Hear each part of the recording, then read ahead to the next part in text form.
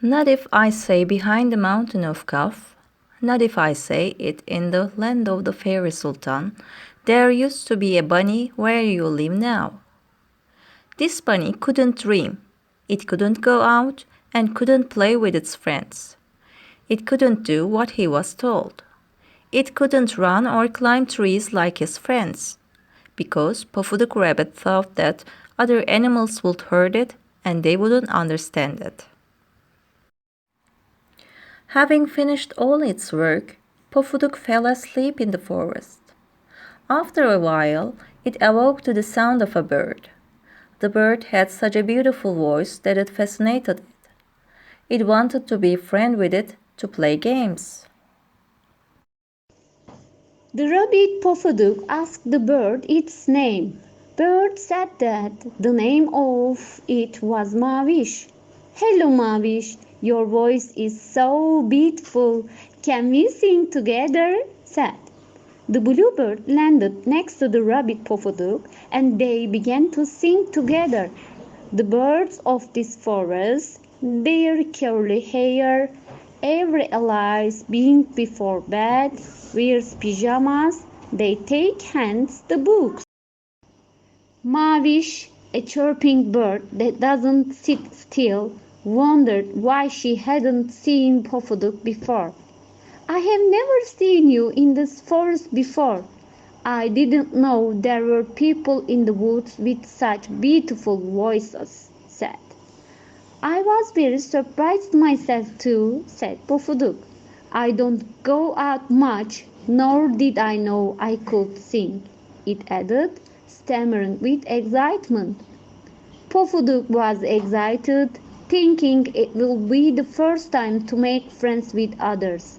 They walked into the depths of the forest, chatting with Mavish.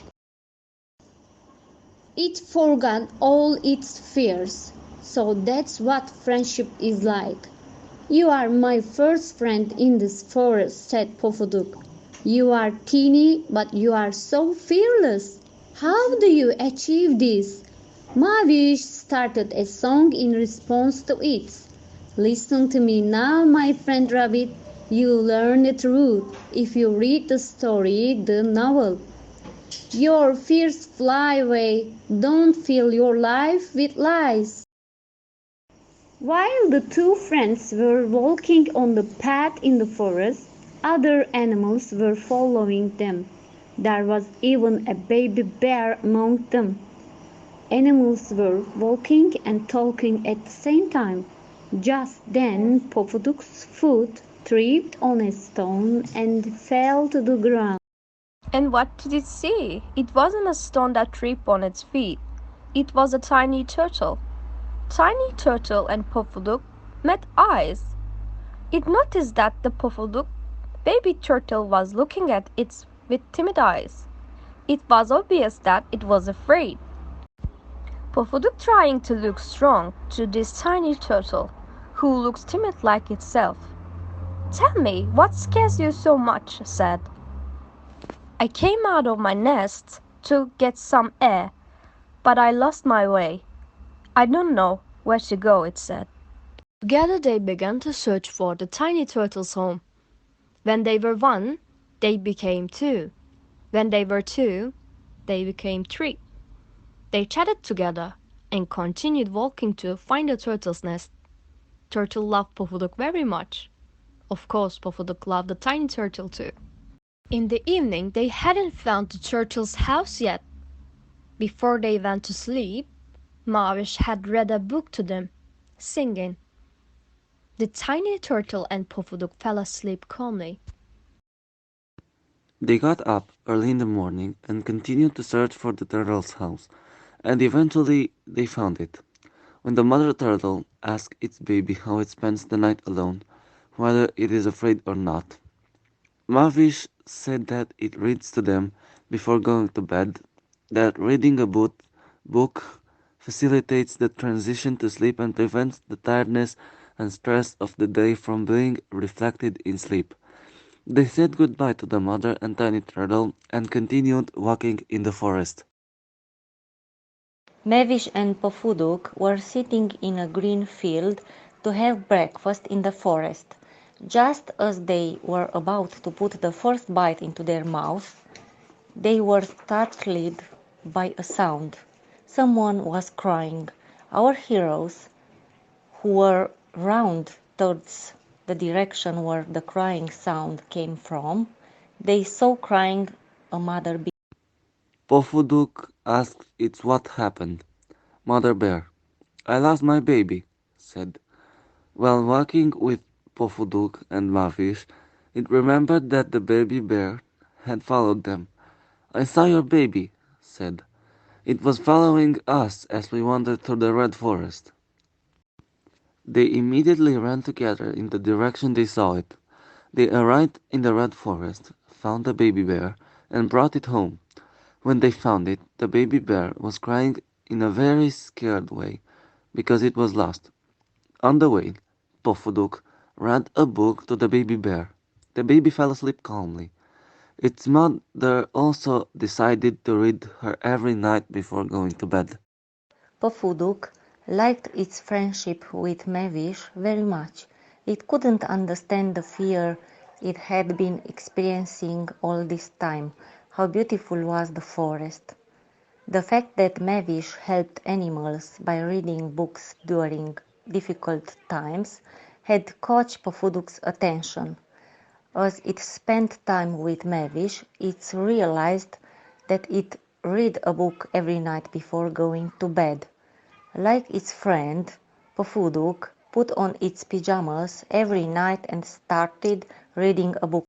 Much so that it was so knowledgeable. Everyone was coming to it and asking questions. It also were finding solutions to the problems of friends. Eventually, his fame spread through the all forest. They made a choice and declared Profuduk as the wise. Pofuduk helped many animals. Let's leave it there. Let's come to Mavis. Mavis went to other countries to tell love of reading. Mavis wrote what it had been taught in a letter. Pofuduk read about Mavis' adventures to his friend in pyjamas, who gathered around its very evening. The animals learned about other countries. Now the whole forest was looking forward to the letters that will come from it. Mavis was being chosen at the wishes of the world. One day, three evil wolves came to this beautiful forest. Friendship, love, and happiness in the forest did not please them. This was too much. It would be very difficult to fool these animals who read books. They immediately started making a plan. Their aim was to create a new hunting area for themselves by disrupting the unity in the forest. Pofuduk, who they realized was very loved, became their first target.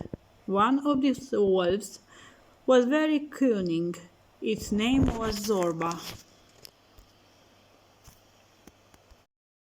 Zorba dressed in lambskin went Pofuduk's home, and he started his lies. The Tartar is lying. Don't believe it. It's a wolf with shells of its back. It ate my brother last year. Especially that bear. It is a complete beast. It perished our herd. Zorba saw that lies work. He started to lie all animals in the forest. All animals believed to its lies.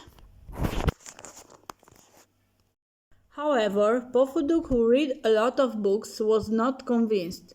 Finally, Pofuduk decided to come out to the Zorba's evil thought. Sensing this, the wolves kidnapped Pofuduk. So they thought they would prevent it alerting another animals. But the animals immediately understood. This was a result of reading a lot of books. Animals found them following the footprint. Zorba was the first to see the animals. Run away, he shouted. They had run away, but they had no place to go in the forest. It was impossible to hide its ugly face as the lambskin fell from its back while it was running. The owl, who wrote what Zorba did, gathered all the forest animals and then began to read to them. But the wolf brothers did not know about this. They decided to punish wolves. They gathered in a cave and started talking about what to do. Just then, two wolves, Zorba's brother, saw them. They didn't understand anything. They wondered why all the animals would gather out of nowhere. As they waited, their worries increased. On the other hand, the animals were talking in whispers how to punish the wolf brothers. But at the back, in a secluded place in the cave, Zorba's best friend Jazgar was listening quietly to what was happening. As soon as the conversation was over, it ran and told Zorba that a plan had been made for it. Zorba thanked Jazgar and started to make its own plan. It thought, it thought, it thought. Finally, it had an idea. It came to the cave and called inside. Zorba, I'm very sick and sad. Because of my illness, I didn't read and I didn't think through. That was why I treated you like this. Forgive me, sad.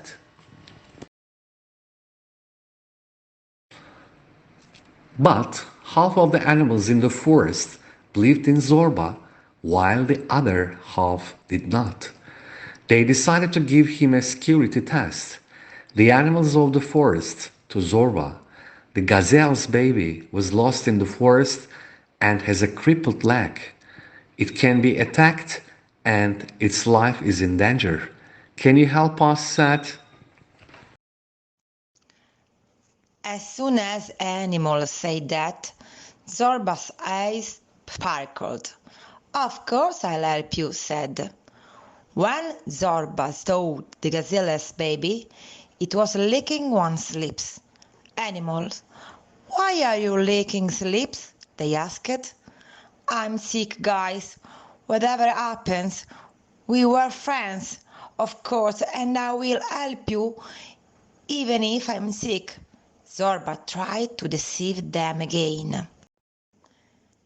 Zorba had been looking for the gazelle's baby in the forest for days, but he could never find it. Meanwhile, his stomach was ringing. Just then, it heard moaning sounds from an abandoned cave. It made a move towards the cave. Unfortunately, there was something it didn't know. The kind-hearted animals of the forest were secretly watching it. Zorba, who entered the cave, saw the gazelle's baby moaning there. I'm your friend. Don't be afraid of me, Zorba said. The gazelle's baby pretended to believe. Zorba was deceived by this. Come sit down, and I will wrap your feet, Zorba said. The gazelle's baby pretended to hurt. Zorba was suddenly wanted to jump on it and swallow it in one go. But just then, the vascular forest animals stepped in and saved the gazelle's baby, and they kicked it out of the forest for the rest of its life. All the animals had returned to their forest happily, but they had one more question in their mind. Who was helping Zorba in the forest? Who was communicating the conversations to it? This needs to be clarified. Because if they couldn't find it, their problems could not be fully resolved. Let's leave them alone with their thoughts. Let's come to Mavish. At that time, Mavish was following what was going on the other side of the world. It reached its beautiful country by flapping its wings for days. It immediately came to Pofuduk's house. It saw them planning to find the one who helped Zorba, and it started to explain its plans. People say there was a pickaxe in the sky. If we dig with this pickaxe, we will see a golden palace. In order to see the treasure in the palace, it's necessary to drink the truth potion on the table in the palace and read a book. They did as they said. First they dug, then everyone went to the Golden Palace. They entered the room, put on their pyjamas, and began to read with their books in their hands. While everyone was reading their books, one of them was not reading a book. He was thinking about what would happen while his heart was pounding. Of course, the big-tailed Jazger. It was clear that it was the one talking to Zorba, because it didn't read a book until now. It had always fed itself the wrong things. It was far from goodness, deprived of beauty. It's neither the palace, nor the rooms, nor the potions that are magical, but the books that are magical. It teaches us fruit, solidarity, love, grows up children in health. It hugs like mother and father. Children who read books in their pyjamas love all living things all over the world. Instead of apples, loads of books have fallen from the sky, all into the hands of the children reading in their pyjamas. So, the world has become more livable.